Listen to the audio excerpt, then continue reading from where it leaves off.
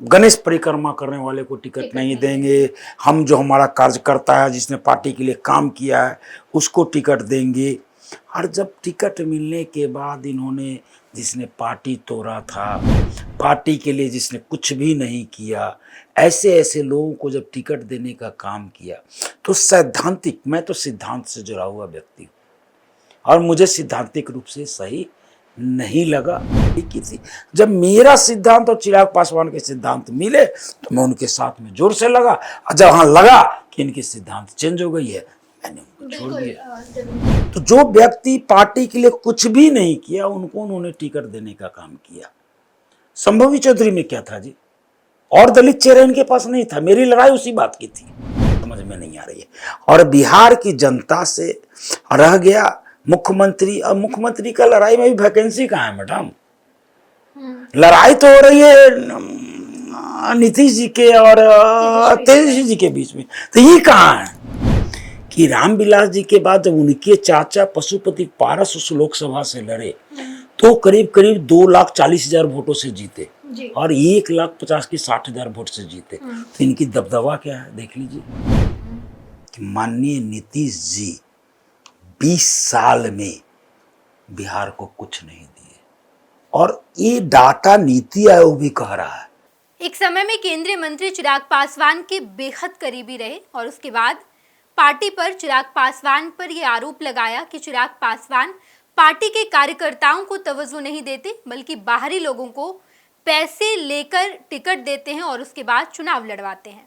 हमारे साथ इस वक्त मनहार से कैंडिडेट भी रहे, चिराग पासवान के बेहद करीबी रहे हैं, इंजीनियर रविंद्र कुमार सिंह जी है। पहले तो आपको बहुत बहुत स्वागत है सर। रविंद्र जी, आप चिराग पासवान के बेहद करीबी माने जाते हैं, इतने करीबी कि उनके साथ पार्टी में क्या होता है, बड़े बड़े जब डिसीजन लिए जाते थे उस वक्त आप उनके साथ रहा करते थे। लेकिन एक समय ऐसा आया, पिछला लोकसभा इलेक्शन के ठीक पहले आपने ये निर्णय लिया कि मुझे पार्टी से इस्तीफा देना है, चिराग पासवान के साथ नहीं रहना है, और आपने एक गंभीर आरोप भी लगाया। देखिए नेहा जी, ऐसा है जब पार्टी टूटी, उनके चाचा जब 5 MP लेके अलग हो गए तो हम लोगों ने बिहार में फिर से लोजपा रामविलास को नीचे से, संगठन तो था नहीं, नीचे से संगठन बनाया हम लोगों ने। और चिराग पासवान जो मिशन और विजन लेके चले थे, बिहार फर्स्ट बिहारी फर्स्ट, इसको लेकर के बिहार के कोने कोने में जाकर के संगठन को बनाने का काम किया और लोगों के बीच में एक मैसेज देने का काम किया। क्योंकि लोजपा के बारे में पहले भी एक कुछ भ्रांतियां रही थी लोगों के बीच में, और लोग कार्यकर्ता कहते थे कि भैया हम लोग मेहनत करें, पार्टी के लिए ही करें, लेकिन ऐसे होता है, उस समय हवाई जहाज से लोग आ जाते हैं टिकट लेकर के, हम लोग क्या करें नहीं करें। हमने सबको उस मजबूती से जा करके लोगों को समझाया नहीं, ये लोजपा वो लोजपा नहीं, ये चिराग पासवान की लोजपा है।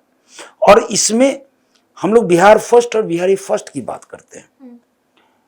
बिहार कैसे अव्वल बनेगा, शिक्षा, स्वास्थ्य, रोजगार, पलायन कैसे रुकेगा, इस मिशन और विजन को लेकर के जब हम लोग बिहार में घूमे और जब हम लोगों ने मेहनत किया, संगठन बनाया, और आपको याद हो 16 जनवरी 2024 को जब हाजीपुर में एक बड़ी सभा इनका हम लोगों ने किया, जिसमें कि कहते थे लोग कि लालू जी और रामविलास जी भी जब वहाँ पर सभा किए तो वो मैदान नहीं भरा था, लेकिन हम लोगों ने मेहनत करके, और पर्टिकुलरली माने मेरा उसमें बहुत योगदान रहा।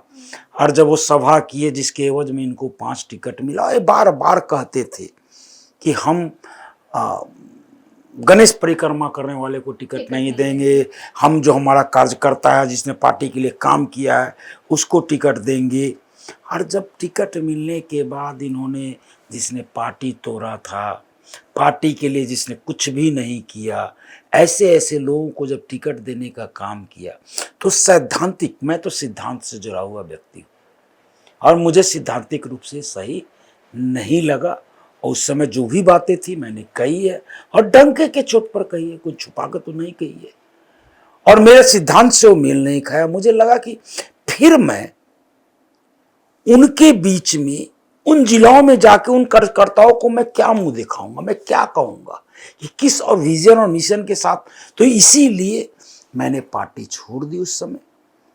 चूंकि राजनीति मैं एक सिद्धांत के लिए करता हूं, मेरी एक सोच है कि राजनीति, देखिए मेरा सोच है कि अगर पैसा कमाने के लिए कोई काम करना है तो धंधा है, व्यापार है, बिजनेस है, जॉब है, ठेकेदारी है, बहुत सारा काम है, तो जाइए पैसा कमाए। समाज सेवा की जब बात आती है तो समाज सेवा की एक भावना होनी चाहिए, एक अच्छी राजनीति, एक सिद्धांत वाली राजनीति की बातें होना चाहिए। जनता को क्या चाहिए?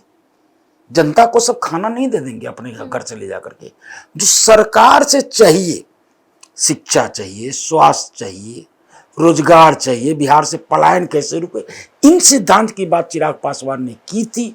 और मेरा भी ऐसा कोई सिद्धांत था, क्योंकि मैंने भी उसके पहले पूरे बिहार का भ्रमण, राष्ट्रीय समान अधिकार, समानता का अधिकार सबको मिले, सबको समान शिक्षा मिले, स्वास्थ्य मिले, रोजगार मिले, ऐसा आंदोलन मैंने किया था और एक गांधी मैदान में मैंने रैली की थी।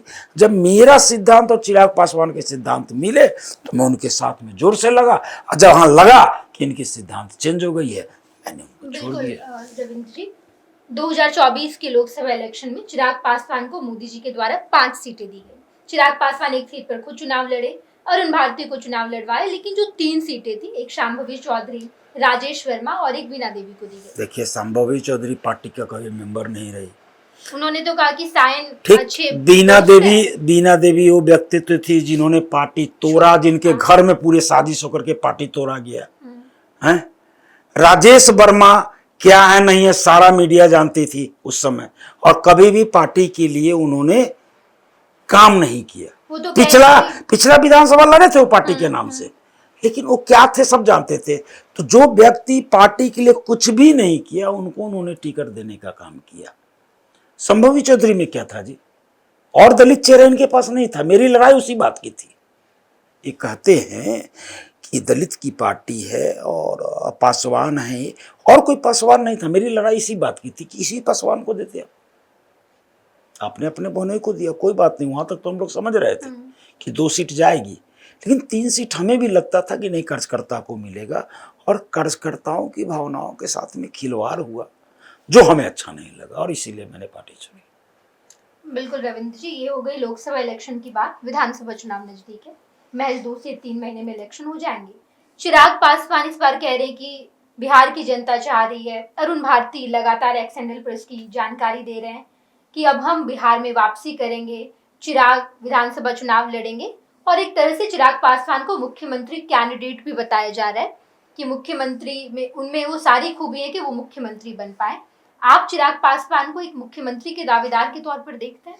देखिए, ऐसा है, मैंने कहा ना, एक मिशन और विजन जिस समय चिराग पासवान लेके बिहार में कूदे, और जब उनकी पार्टी टूटी और हमें लोगों को भी अच्छा लगा, तो उस मिशन और विजन के साथ हम लोग भी बिहार गए, और हर एक जगह जाकर के हमने कहा कि चिराग पासवान को मुख्यमंत्री बनाना है, इसीलिए हम लोग पार्टी को मजबूत करना है। लेकिन जब उनका स्थिति परिस्थिति देखा, और आज एक चीज बताइए, उस समय वो बार बार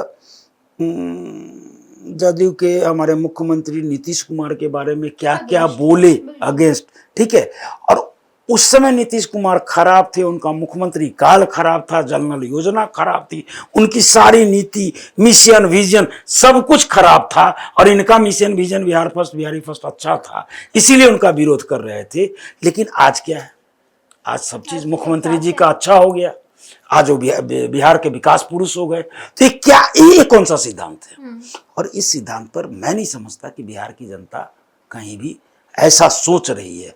और दूसरा जो कह रहे हैं कि बिहार मुझे बुला रहा है, अरे भाई, लगातार 3 लोकसभा बिहार से लड़के गए, अब दोबारा बिहार कोई भगा रहा है इनको?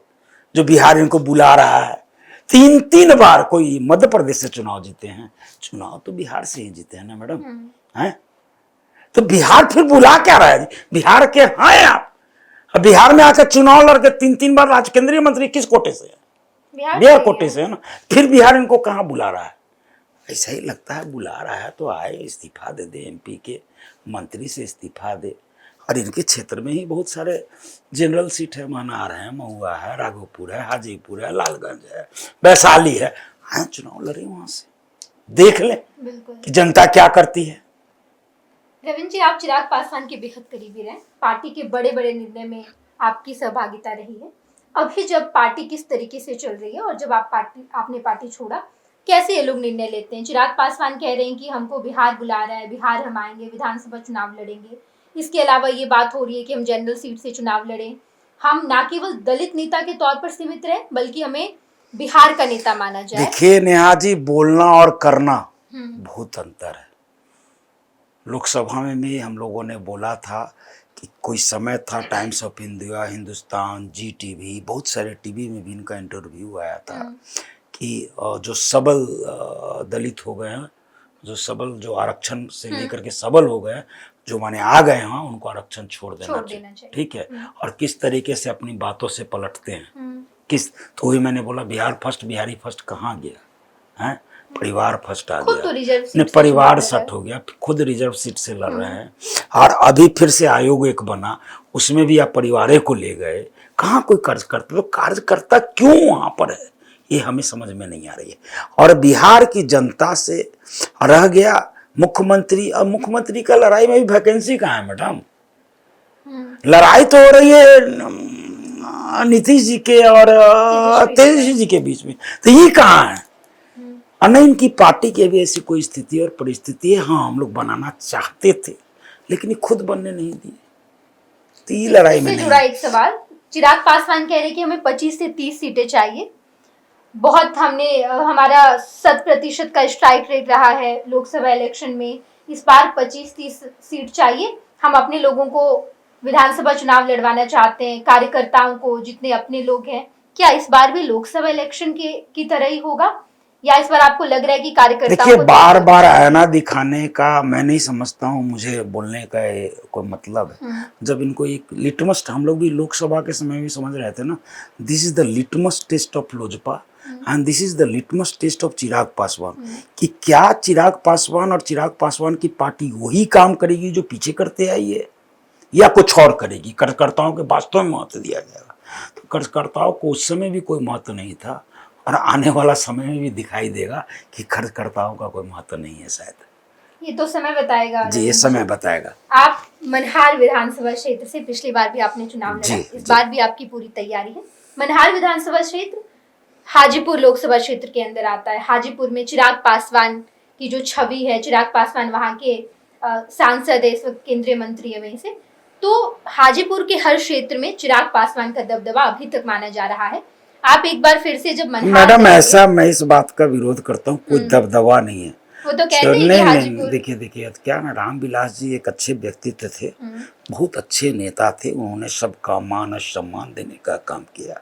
हाजीपुर को उन्होंने मान और सम्मान दिया। हाजीपुर अगर उनको मान सम्मान दिया तो उन्होंने भी हाजीपुर को मान सम्मान दिया, माँ का दर्जा वो देते थे। तो उस वजह से चिराग पासवान को इस बार लोगों ने वोट दिया। और चिराग पासवान को एक चीज समझना चाहिए कि रामविलास जी के बाद जब उनके चाचा पशुपति पारस उस लोकसभा से लड़े तो करीब करीब 2,40,000 वोटों से जीते और 1,50,000 की 60,000 वोट से जीते। तो इनकी दबदबा क्या है देख लीजिए। तो दबदबा तो वही समझ में आता है। वो भी मोदी लहर में जीते, ये भी मोदी लहर में जीते। तो ये रामविलास जी का चूंकि प्यार था उस क्षेत्र के साथ, तो जनता ने उनके प्यार और उनके नाम पर इनको वोट दिया। लेकिन पूरे एक साल में जो इनकी करनी है, पूरा जो एक साल गया ना लोकसभा का, 1 साल, 9 जून को शायद 9 जून को मंत्री बने थे, 9 जून को ही मंत्री बने ना, तो 9 जून खत्म हो गया। 1 साल का डाटा दे दे कि हाजीपुर के लिए इन्होंने क्या किया, सिर्फ भाषण के अलावा कुछ नहीं। और इस बार हाजीपुर की जनता इनको फिर से अगर कुछ नहीं करेंगे। आप कह रहे हैं कि मोदी लहर की वजह से चिराग जीत गए? जी, उनका कोई अस्तित्व नहीं है हाजीपुर में। अगर अस्तित्व रहता तो ये 2.5 लाख वोट से ज्यादा से जीते ना, नीचे आ गए। देखिए, ये बोलने की चीज नहीं, समझने की चीज। मनहार विधानसभा क्षेत्र पर आते हैं जी रविंद्र जी। मनहार विधानसभा क्षेत्र, जब आप वहां से चुनाव लड़ रहे हैं, जातीय समन की बात करें तो यादव राजपूत पासवान की निर्णायक भूमिका है वहां पर जी। वहां चिराग पासवान भी एक बड़ा फैक्टर होंगे, सांसद है वहां पर। आपकी क्या तैयारी है और आप किस तरीके से चुनावी मैदान में जब जाएंगे तो फतेह के करीब पहुंच पाएंगे? देखिए, जब 2020 में मैं चुनाव लड़ा और ये मात्र 15-16 दिन का मेरा चुनावी दौरा था, चुनाव मैंने लड़ा 15-16 दिन का, क्योंकि मेरी तैयारी कहीं और से चल रही थी और लास्ट में हुआ कि पार्टी अकेले चुनाव लड़ेगी, तो फिर हम अपने गिरह, मेरे कर्म भूमि, मेरा जन्मभूमि मनार से मैंने बोला कि मैं लड़ूंगा। और मात्र 15-16 दिन की मेहनत में जनता का समर्थन, जनता का प्यार और जनता ने जिस उत्साह से मुझे वोट दिया, 15-16 दिन में 32,000 वोट मिलना इतना आसान चीज़ नहीं था। हाँ ठीक है, मैं चिराग पासवान की पार्टी से लड़ा, एक रामविलास जी का भी नाम था उनका, और पासवानों का हाँ वोट, और पासवानों ने दिल से मुझे वोट दिया, ऐसा कहीं कोई नहीं। लेकिन मुझे हर एक बूथ पर, हर एक गांव से, हर एक अपना भी मेरा वोट जो, अब इसीलिए मुझे 32,000 वोट मिली।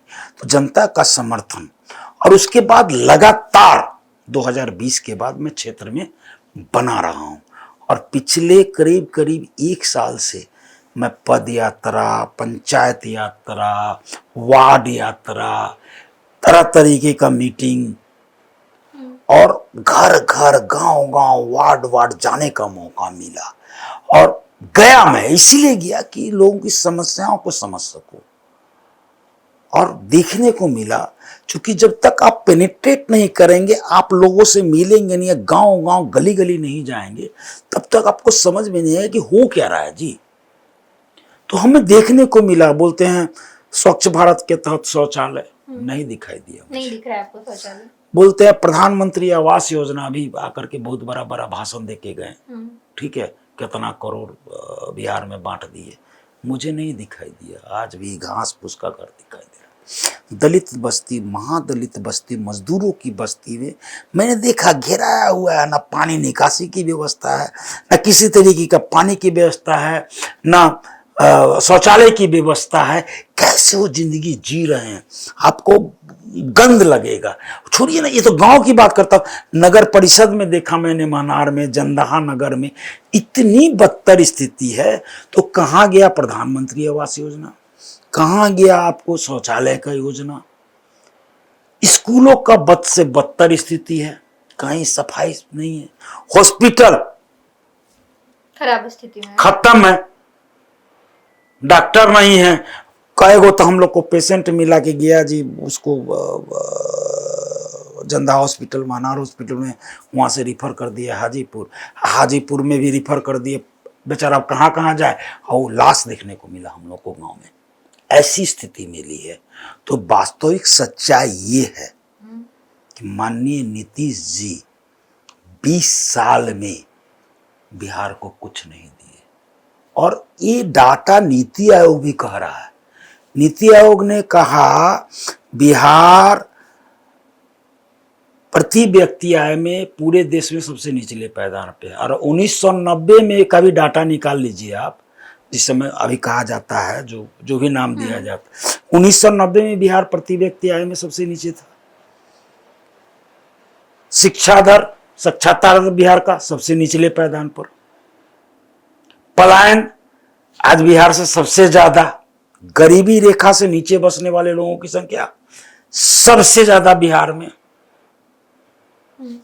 कुपोषण का शिकार सबसे ज्यादा बिहार में। तो 1990 में भी यही स्थिति परिस्थिति कमोबेश बिहार की थी। आज 2025 में भी स्थिति परिस्थिति बिहार की है। अभी नीतीश जी भी जातीय जनगणना का जब किए थे, उसमें भी उन्होंने दिखाया है करीब करीब 43% लोग 6,000 से नीचे कमाई पर बसर कर रहे हैं, और 6% मात्र बिहार में ग्रेजुएट, मैंने बहुत सारा डाटा है। तो नीति आयोग भी कह रहा है, इनकी भी सर्वे कह रही है। तो विकास का दर किससे नापा गया है? विकास का दर नापा गया है प्रति व्यक्ति आय से, साक्षरता दर से, वहां का रहन सहन से। तो सारे चीज तो बिहार का सबसे नीचे है। तो कैसे नीतीश जी कह रहे हैं कि 20 साल में बिहार को इन्होंने तबाह कर दिया? जेडीयू तो कह रही है, नीतीश कुमार कह रहे हैं कि बिहार बदला है। देखिए, बोलने से नहीं, एक चीज मैं मानता हूं, बिहार बदला। देखिए, कहा गया है, कार्ल मार्क्स ने भी कहा था कि जब भी कोई व्यवस्था अपनी अंतिम पराकाष्ठा पर पहुंचती है, एक ऊंचाई पे पहुंचती है, तो उसी के अंदर कुछ बुराइयां होती है जो उस व्यवस्था को डुबा देता है, एक पूरा नई व्यवस्था का जन्म होता है। तो ठीक है, एक व्यवस्था चला, उस व्यवस्था में कुछ बुराई आई तब तो व्यवस्था इनको नीतीश जी को सब मान करके इनको वोट देके 2005 में गद्दी पर बैठाया। हाँ, 2005 से 2010 तक नीतीश जी कोई ना कोई मिशन और विजन के साथ बिहार में काम कर रहे हैं, ठीक है। बट 2010 के बाद कुर्सी कुमार बन गए। मनहार विधानसभा क्षेत्र पर फिर आते हैं, चुनावी तैयारी है आपकी, किस पार्टी से चुनाव लड़ेंगे? देखिए, मैं तो जनता के पास जा रहा हूँ, जनता में उत्साह है, घर घर में जा रहा हूँ और जनता चाहती है इस बार बदलाव हो और महनार से इस बार बदलाव का बिगुल फूंका जाएगा। वहाँ पर कोई समीकरण नहीं चलेगा। महनार में जो बोलते हैं लोग समीकरण का कोई लेखा जोखा। विधायक है बीना सिंह जी, वो भी कह रही है कि हमने बहुत काम किया है, इस बार वो तो जनता का सुनिए न, जनता वो तो महनार में जा कर के पूछिएगा तो पता चल जाएगा कितना काम किए हैं। और देखिए, किसी का भी बोलना नहीं चाहिए वो कहाँ से विधायक बने, क्यों बने, किस पार्टी ने उनको टिकट दिया, आज वो कहाँ हैं, ठीक है। और एक्चुअल में नेता तो उनके हस्बैंड है। अच्छा, वो तो कभी नेता नहीं थी। वो तो देखिए, परिवारवाद का जो बार बार एक लड़ाई हो रहा है, इस परिवारवाद को देखा जाए तो अभी भी सारा परिवारवाद दिखाई दे रहा है। वो तो हर पार्टी में, ठीक है, हर एक पार्टी में उनका ससुर, उनका बेटा, उनकी पुतोह, हर एक पार्टी में। माझी जी का परिवारवाद ले लीजिए, चिराग जी का परिवारवाद ले लीजिए, ठीक है, हमारे यहाँ के विधायक का परिवार, ऐसे हर एक क्षेत्र में है। तो परिवारवाद पर बिना मतलब का उंगली उठाया जा रहा है। भाजपा भी परिवारवादी पार्टी है, जदयू भी परिवारवादी पार्टी है। तो इसको क्यों लड़ते हैं? लड़ाई इस बात का लड़िए ना कि विकास का क्या होगा, शिक्षा का क्या होगा, स्वास्थ्य का क्या होगा, पलायन कैसे बिहार का रुकेगा, रोजगार कैसे बिहार में मिलेगा, इस बात की लड़ाई, इस बात को मुद्दा बना के चुनाव लड़िए ना।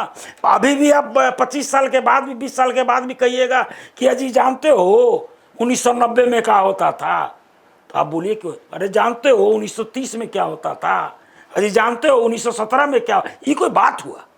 बात करिए 2025 की, बात करिए 2020 की। नीतीश जी तो कह रहे हैं कि बिहार बहुत बदला है, आगे हम बदलेंगे और भी।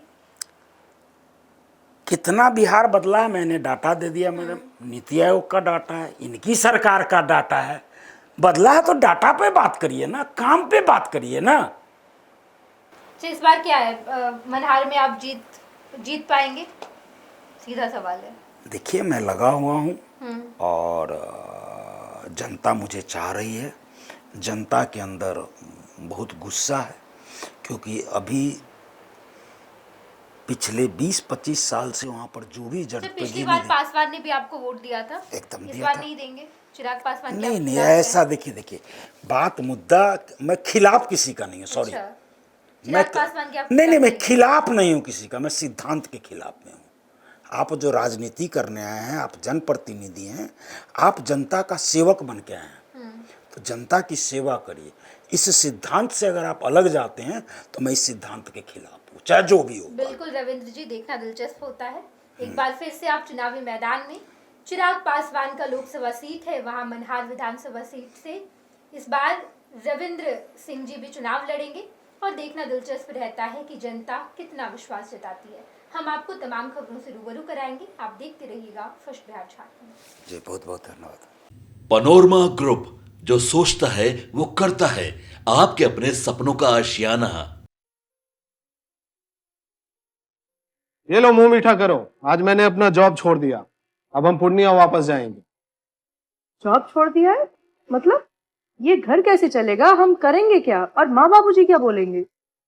इसलिए मैं एक और मिठाई का डब्बा लाया, अपने बिजनेस के लिए लोन अप्रूव हो गया। अरे लोन अप्रूव हो गया वो तो ठीक है, लेकिन पूर्णिया में हम रहेंगे कहाँ? अपना घर भी तो नहीं है वहाँ। इसलिए तो एक और मिठाई का डब्बा अलग से लाया हूँ, हमने पूर्णिया में घर ले लिया है, पूर्णिया के ई होम्स पैनोरमा में। पूर्णिया में पैनोरमा ग्रुप लेकर आए हैं ई होम्स पैनोरमा, बड़ा घर, आलीशान जिंदगी और अत्याधुनिक सुविधाओं के संग अरे अरे, अब क्यों मुंह मीठा करवा रही हो? क्योंकि हम घर वापसी जो कर रहे हैं। घर वापसी की खुशी पूर्णिया में ई होम्स पैनोरामा के संग। E Homes Panorama, luxurious lifestyle redefined.